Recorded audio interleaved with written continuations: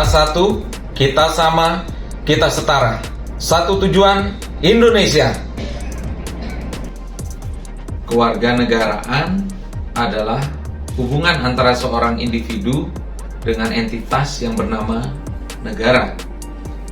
Kewarganegaraan adalah suatu konsepsi yang hadir, yang lahir bersamaan dengan lahirnya negara-negara modern di dunia. Indonesia adalah termasuk salah satu negara modern tersebut. Kewarganegaraan Indonesia mulai dibicarakan pada saat sidang-sidang Badan Penyelidik Usaha-Usaha Kemerdekaan Indonesia, suatu badan yang dibentuk oleh Jepang dalam rangka persiapan kemerdekaan Indonesia. Di dalam badan penyelidik ini terdiri dari beragam suku, beragam golongan yang ada di Hindia Belanda. Ada kelompok nasionalis di situ, ada kelompok agama, bahkan ada kelompok minoritas, dan termasuk golongan perempuan, perwakilan perempuan. Bayangkan, ini tahun 1945 sudah dipikirkan adanya perwakilan perempuan.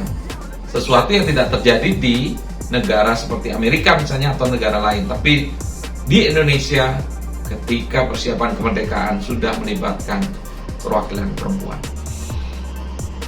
Sementara itu di golongan minoritas atau yang pada saat itu disebut dengan golongan timur asing, golongan timur asing di dalamnya terdiri dari orang Tionghoa, keturunan Arab, dan keturunan Eropa, serta berbagai kelompok yang ada di Hindia Belanda ketika itu.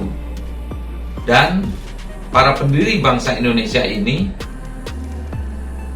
menyepakati bahwa status hukum ketika mereka membicarakan hal ini, membicarakan tentang kewarganegaraan, bentuk negara, penentuan wilayah negara, dasar negara, hingga undang-undang dasarnya, itu mereka sepakat bahwa status hukum mereka ketika itu adalah sebagai kaula Belanda. Itu status hukumnya. Semuanya sama. Sehingga mereka ketika menentukan kewarganegaraan kemudian, itu adalah untuk semua entitas yang ada di Hindia Belanda. Maka warga negara Indonesia baru ada ketika Indonesia sudah terbentuk.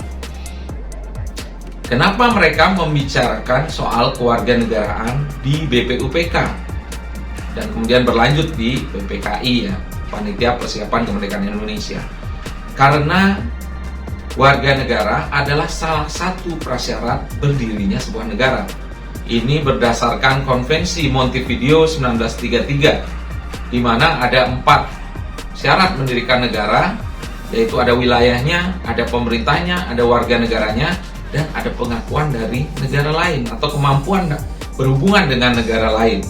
Atau istilah yang lebih ilmiah mungkin ada unsur konstitutif di sana dan ada unsur deklaratif. Unsur terakhir itu yang pengakuan dari bangsa lain atau kemampuan menjalin hubungan dengan negara lain, itu adalah unsur deklaratif. Sedangkan yang lainnya adalah unsur konstitutif.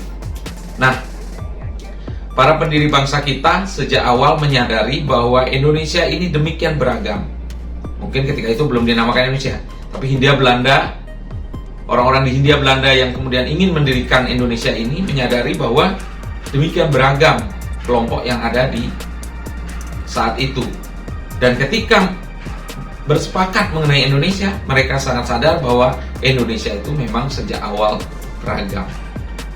Jadi kita yang ada saat ini, kita adalah para pewaris, kita adalah para penerus dari pendiri bangsa itu, harus senantiasa menyadari bahwa bangsa ini demikian beragam dan justru dia kuat karena keberagamannya itu, yang kemudian disepakati sebagai moto di dasar negara kita, yaitu Bhinneka Tunggal Ika, berbeda tapi satu jua. Demikian dari saya, Edi Setiawan, Institut Kewarganegaraan Indonesia.